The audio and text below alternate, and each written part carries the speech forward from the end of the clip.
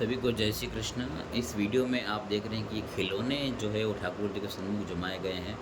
Actually ये जो जमाए गए हैं ये क्रम सही नहीं है, ये हमने उसको गलत क्रम से जमाया हुआ है। सही क्रम क्या होता है वो इस वीडियो में आप देखेंगे और जानेंगे।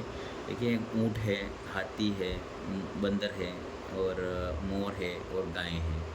तो इन सबको एक बार मैं यहाँ से हटा लेता हूँ और सही क्रम में आपको जमा कर दिखाता हूँ। कुछ चीज़ें सही हैं, कुछ चीज़ें इसमें गलत हैं। जो गलत हैं वो क्यों हैं और कैसे है वो सब मैं इसमें बताऊँगा। जो अब देखिए, ये पूरा खाली हमने कर दिया इसको। इसके अंदर क्या है कि सबसे मेन जो आक्रामक जानवर होते हैं, जैसे कि हाथी, ऊँट, घोड़ा, ये सब जो खिलौने होते हैं वो सबसे नीचे की तरफ आते हैं। यानी कि हाथी जो हैं वो आक्रामक जीवों में आते हैं और साइज़ में बड़े होते हैं। इसलिए इस हाथी को हम नीचे की तरफ जमाएँगे, सबसे नीचे। ऊँट है तो वो भी जंगली और बड़े जानवरों में आता है, तो ऊँट भी यहाँ पर नीचे आएगा। अब इसके बाद में आती है ठाकुर जी की प्रिय गाय। गाय को तो हम जानते ही हैं कि बिल्कुल साधारण और बहुत शर्मीला जीव हैं गाय, और ठाकुर जी के अत्यंत प्रिय हैं। तो गाय आती है सेकंड नंबर पर। यहाँ पर गाय, उनके बछड़े, फिर इधर एक गाय, ये सब जोड़ी में होते हैं, ठीक है। दो गायें, दो बछड़े, ऐसे दो हाथी भी सन्मुख होते हैं एक दूसरे के, इस तरीके से भी जमाए जाते हैं। अब आता है उड़ने वाले जानवर, तोता, मोर, बतख, इस तरीके के अगर आपके पास खिलौने हैं तो वो आपके ठाकुर जी के सन्मुख सबसे आगे की तरफ आएंगे। एक बच्चा और बच गया मेरे पास, उसको मैं बीच में रख लेता हूँ यहाँ पर।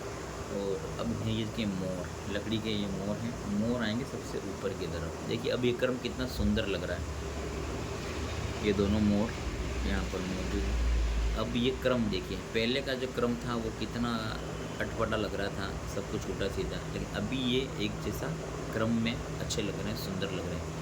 और दो इत्र की बोतल या एक बोतल इत्रदानी, गुलाबदानी जिसको बोलते हैं, वो भी एक ठाकुर जी के सन्मुख हमेशा रखी जाती है। जैसे कि वहाँ पर हमने रखी हुई है, शायद आपको दिखाई नहीं दे रही, ये देखिए यहाँ पर दो इत्र की बोतल रखी हुई है। ये हमेशा ऋतु के हिसाब से, अगर गर्मी है तो गर्मी के अंदर खस, गुलाब, चंदन, इस तरीके का इत्र ठाकुर जी को समर्पित किया जाता है।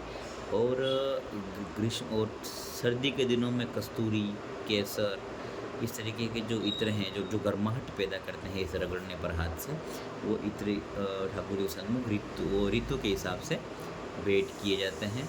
और ठाकुर सन्मुख उनको श्रीअंग पे भी लगाया जाता है। अगर मार्बल के प्योर हैं, आजकल इत्र में केमिकल बहुत आते हैं, तो इत्र को ठाकुर जी के श्रीअंग पर लगाने से बचें। आपको लगता है कि 100% ओरिजिनल है तभी उसका यूज़ करें। किसी की बातों में आकर के ठाकुर जी के केमिकल वाला इत्र ना रगड़ दें, ऐसा नहीं करना है।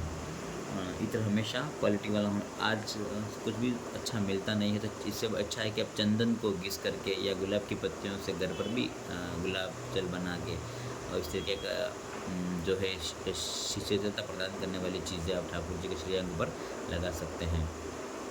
तो ये रहा हमारे खिलौने का क्रम। और इस तरफ जारी जी, उधर बंटा जी रखने का हो गया। ऊपर गादी है, गादी जी के ऊपर प्रभु विराज रहे हैं, आप देख सकते हैं इसमें। जय श्री कृष्ण। और चैनल को सब्सक्राइब करें, वीडियो को शेयर करें, इतना का सहयोग आपसे हम चाहते हैं ताकि और से ज़्यादा वैष्णवों को इसकी जानकारी प्राप्त हो और जानकारी वैष्णवों को मिले। जय श्री कृष्ण।